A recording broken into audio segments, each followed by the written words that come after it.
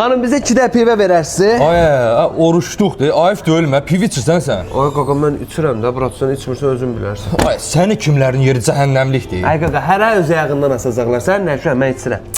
Nə bilim məşi. Nemət müəllim, biz uşaqlarla həyətin işini qurtardıq, tam etizadı vurduq.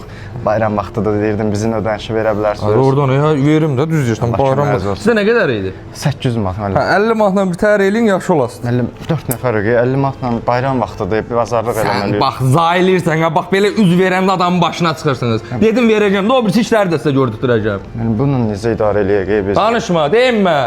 Ay qaqa işin görüb qurtarmış da pulun veriydin də o yazdıqda o da evinə nə salıb aparsın da. Ay belə yaxşıdır, pulun hamısını verəndə işləmirlər. Yaxşı olmadı, ancaq 50 manatına qaracaq o yetim. Müəllim pivəmiz.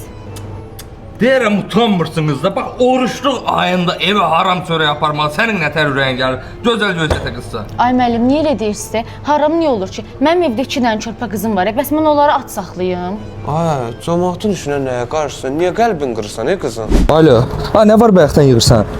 Uşaq xəstələnib opera hökmədə, mən nə yığırsan? Dəyişətdilər, bir dəqiqə üzr. Alo, ay can bala.